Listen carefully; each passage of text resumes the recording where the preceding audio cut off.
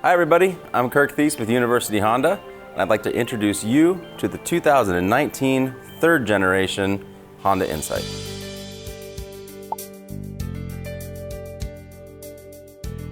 This isn't the first time that we've heard of the Insight. The original Insight came out in 1999. It was the first readily made commercial hybrid ever.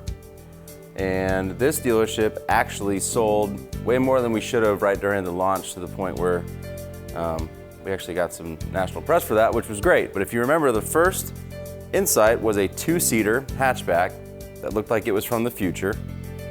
All aluminum for the most part, built entirely in Japan. The second generation looked more like a traditional hybrid. And now this one doesn't really look like a hybrid at all. It does have a hybrid badge, but if you look at it, it's got all the same great styling as a Civic with some of the hints of an Accord, and Honda's kind of put it in between both of those cars. The Insight that we're looking at today is the touring model, so it's the top of the line Insight. Insight comes in LX, EX, and Touring. And if you're looking at an Insight, the main question is, how much gas mileage does it get? Well, the LX and the EX get 49 on the highway, 55 in the city, and 52 combined. The Touring, although it has the same engine and transmission, somehow is 4 miles per gallon shy on all of those. Now, why this happens, we believe it's because of added options on the vehicle, also bigger tires and wheels, and typically Honda hybrids don't have a moonroof, which adds weight and affects some of the aerodynamics. So, same engine transmission, you sacrifice some MPGs on the Touring, but if you want to maximize your fuel economy, LX and EX are what you're wanting to look at. So Honda's main goal with this new Insight was to create a hybrid with no compromises. Full room for 5, and for the first time in our hybrid library, a no compromise trunk with full 60-40 split access to the back seat. As technology has grown, Honda's become more efficient. They're able to spread the batteries out. They're still back here, but they're able to spread them out in a way that doesn't affect what you're used to having in a car. So the style and refinement of the Insight isn't just outside. If we come inside here, you'll right away notice this is a premium interior. This leather panel that is actually stitched to the front here, these seats are bolstered in a luxurious way. We fire it up, notice a couple things. First of all, the engine is not running. So the Insight will tend to always start electrically, and it also has the ability to run with just the electric motor depending on the charge of the electric battery. The Insight has 4 driving modes. One is just regular, or you can push one of these 3 buttons. ECON increases fuel economy but takes away from performance. Sport increases fun, takes away from fuel economy. And EV only, if the battery is charged enough, the car will actually just run like an electric vehicle until it can't and needs to use the gas engine. So technology-wise, Insight is loaded with it.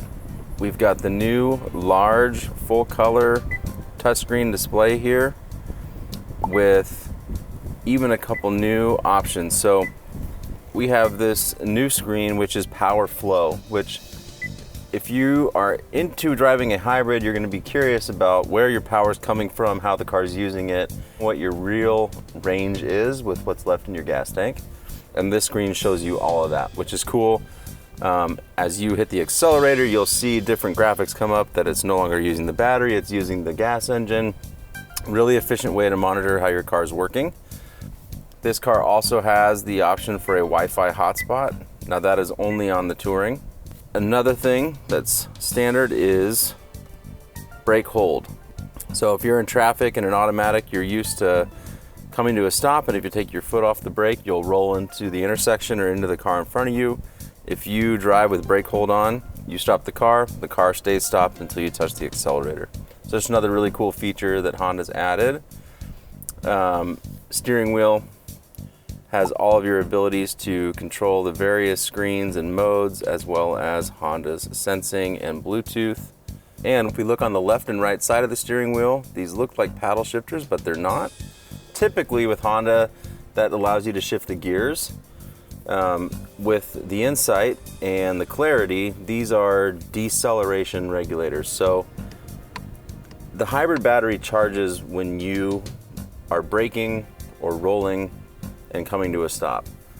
You can use these to more or less increase the resistance so the car has more natural braking when you take off the accelerator, or less, depending on what you are comfortable with. But if you're able to drive with more natural braking engaged, it charges the battery more. So it just comes down to your relationship with your car and kind of figuring out what is the sweet spot for you, where you're comfortable driving, and it saves your brake pads.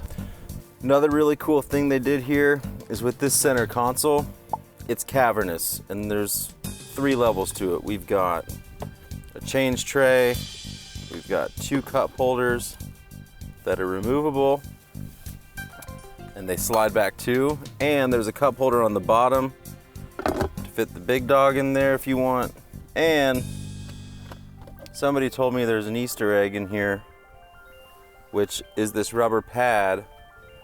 If you flip it over, you get to see a little bit of Honda's history, some racing heritage, the Jet. Thanks, Honda Pro Jason. This pad right here is rubber, and it's designed 100% for your smartphone.